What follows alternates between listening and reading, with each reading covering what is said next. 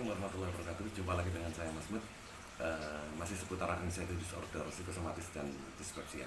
Di video kali ini saya ingin membahas tentang eh, apa namanya permasalahan yang kita alami ketika kita mendekati kesembuhan. Saya sendiri dari pengalaman pribadi saya mengalami kemunduran itu karena ulah saya sendiri. Contoh, ketika kita merasa sudah sangat fit, sudah bisa melakukan aktivitas sehari-hari dengan normal, ya ternyata akhirnya musuh kita adalah malas. Ketika kita sudah tidak jalan kaki lagi, sedangkan kita dituntut untuk ini seumur hidup sebenarnya, jaga pola makan, pola pikir, dan pola hidup itu sebenarnya harus dilakukan seumur hidup. Ada kalanya kita muncul rasa malas. Kenapa? Karena badan kita sudah merasa fit, enak, nggak pernah kumat, psikosomatisnya nggak ada. Terus anxiety disorder, apa itu anxiety disorder? Kadang-kadang kita berpikir lupa ini, padahal kita pernah cemas, takut M, takut P, takut segala macam, kan menakutkan, semua yang kita lakukan horor semua. Ketika hal itu sudah tidak ada, artinya kita ada kesembuhan di 90% kalau menurut saya itu. Ketika kita mengalami hal itu sudah nyaman sekali, seperti orang normal, hanya sesekali saja perut melilit dan lain-lain, hanya dispepsia saja, tinggal dispepsia saja, biasanya kita itu males. Ada kalanya ketika hari libur, ketemu dengan anak, ngumpul di rumah semua, jalan kaki 500 meter sampai 1 kilo itu tidak dilakukan lagi. Ketika sudah sampai 4 hari atau 5 hari untuk tidak dilakukan, itu kita akan mengalami penurunan kualitas kesembuhan. Biasanya sih kalau saya akhirnya mundur, ada perasaan tidak nyaman di dalam diri saya. Biasanya suka mulai sedikit was-was dengar suara mikrofon musola menerangkan tentang kematian, itu jadi sedikit terasa nggak enak, nggak nyaman. Ngapain sih ini diumumkan kok kenceng banget, kata gitu. Terus kadang suka kaget sedikit. Itu gejala loh. Gejala bisa kembali ke kemunduran loh. Artinya jangan sampean stop tentang menjaga pola makan, pola hidup, dan pola pikir, karena akan mengalami kemunduran. Meskipun tidak separah dulu, tapi cukup menjengkelkan juga ketika kita sudah merasa sembuh, terus tiba-tiba kita merasa tidak nyaman di dalam perasaan, terus ada tenggorokan yang mengganjal, hidung tersumbat, dan lain-lain. Itu penyakit pertama, itu malas. Penyakit kedua adalah mikir. Ketika kita sudah lama mengalami sakit yang seperti ini, kita tidak bekerja dan lain-lain, mulai kita berpikir tentang keluarga yang semula orang-orang di sekeliling kita ini sudah tidak menuntut kita. Ketika kita sudah terlihat sembuh, ada tuntutan lagi untuk pembayaran ini. Ketika kita tahu nota pembayaran dari sekolah anak-anak kita, atau ketika kita melihat isi lemari cadangan makanan keluarga kita itu sedikit, ketika kita melihat lelahnya istri untuk beraktivitas untuk membantu kita, ketika itu jadi penyakit buat saya, kalau saya pribadi. Akhirnya itu jadi pikiran.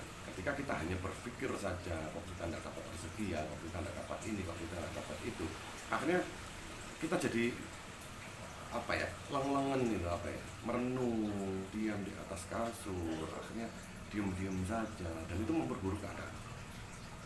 Ketika sudah pikiran itu sudah mulai mengganggu lagi, kita diam, kita tidak pakai aktivitas, kacau. Solusinya adalah kita keluar, kita ketemu sama teman, kita mencari solusi, kita mencari info. Bisa tidak, kalau pengangguran seperti saya ya, bisa tidak ada yang kita lakukan yang bisa menghasilkan uang, atau ada yang butuh beli apa, ayo kita antar, atau apalah, kita harus keluar. Jadi ketika kita keluar dari rumah, itu insya Allah kita akan mendapatkan rezeki, meskipun mau sedikit mau besar itu kan sudah ditakar. Dan jelas kita harus keluar rumah untuk mengalihkan pikiran tersebut. Itu penyakit, itu pikiran tersebut itu penyakit. Jangan dipikir ajar sudah keluar, pulang dapat duit, tidak dapat duit, apa kata takdir, yang penting keluar saja. Saya biasanya mengatasinya dengan seperti itu. Kalau kita mengatasi kita ketika kita menyerah, kita di atas kasur, itu mengakibatkan pikiran itu semakin dalam, kita jadi kagetan, kita jadi ada perasaan tidak enak dan lain-lain. Yang ketiga biasanya itu bukan faktor ekonomi ya. Kalau faktor malas sudah, faktor ekonomi sudah. Yang ketiga itu biasanya itu kendala yang lain apa ya? Gangguan. Kita sudah mulai pikiran ini sudah normal. Kita yang semula kita tidak berpikir tentang orang lain, tetangga, kita hanya menyapa dengan senyuman. Terus kita sudah mulai, ketika kita sudah sembuh, kita sudah mulai berpikir tentang orang ini kok pora-pora di depan rumah, ini parkir mobilnya kok di jalan umum. Terus terkadang kita juga kepepet orang di jalan. Terus terkadang kita juga dikatain orang atau kita ini segala macam. Lah, itu akan secara otomatis ketika kita sudah sedikit normal lagi, itu akan menjadi pikiran di kita. Nah, kita harus memanage pikiran yang seperti itu. Kalau saya, biasanya saya alihkan dengan ya sudah, toh nggak tiap hari orang itu parkir di situ. Saya tepis dengan hal-hal yang positif. Oh, enggak apa-apa. Yang penting itu bukan saya, yang penting bukan keluarga saya yang nyeribetin jalan itu. Terus kita dipepet orang gitu. Oh, alhamdulillah itu bukan adik saya, itu bukan saya, itu bukan keluarga saya, yang itu orang lain. Biarkan sudah, nanti orang ketika melakukan sesuatu yang buruk pasti akan mendapatkan ganjaran yang buruk pula. Tapi semoga tidak. Kita hanya berpikir positif, kita berlatih terus melawan pikiran-pikiran negatif. Mudah tersinggungnya harus hilang, mudah marahnya harus hilang. Ketika kita sudah di level 90% untuk sembuh, itu hal-hal seperti itu sudah sebenarnya ketika kita masih sakit, hal-hal itu sudah tidak jadi permasalahan. Tapi ketika kita sudah mulai sembuh, itu mulai lagi masuk jadi permasalahan di diri kita dulu tersebut. Nah, itu kita harus bisa mengatasinya. Jika kita bisa mengatasinya, kita akan menjadi pribadi yang lebih baik setelah sakit daripada ketika kita sembuh dulu sebelum sakit. Ada banyak pengakuan, banyak teman-teman itu ketika yang mengalami dengan baik dan benar, mereka melakukan dengan baik dan benar, bisa mempertahankan kebaikannya sampai sembuh pun masih diperbaiki, perbaikannya itu masih dipertahankan. Mereka akan menjadi pribadi yang lebih menyenangkan, lebih banyak teman, lebih disukai, rezekinya tambah lancar, terus lebih jadi penyabar, disayang oleh keluarga dan lain-lain. Kalau orang yang bisa mengatasi hal itu dengan baik dan benar. Pun sebaliknya, jika kita tidak bisa mengatasi, kita marah, uring-uringan segala macam, kita akan ditinggalkan, kita akan dijauhi oleh teman-teman, kita akan dijauhi dengan rezeki, kita dijauhi dengan itu. Nah, itu problem. 3 problem itu yang paling mendasar untuk kesembuhan anxiety disorder.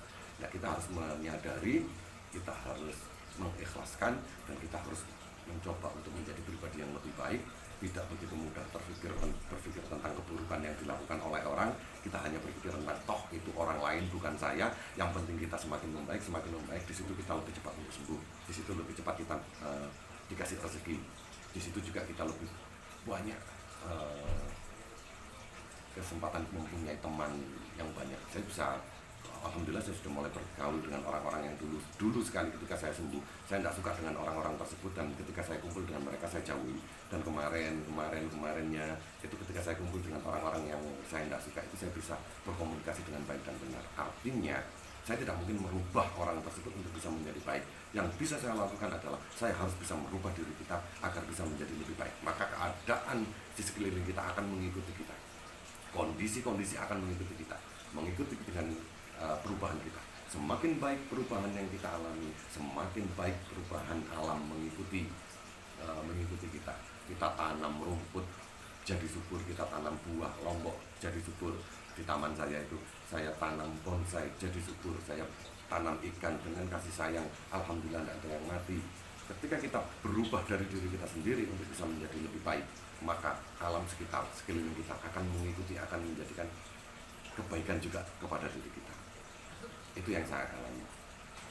Ya, demikianlah video tentang 3 masalah yang biasa terjadi di anxiety dispepsia psikosomatis selama ini.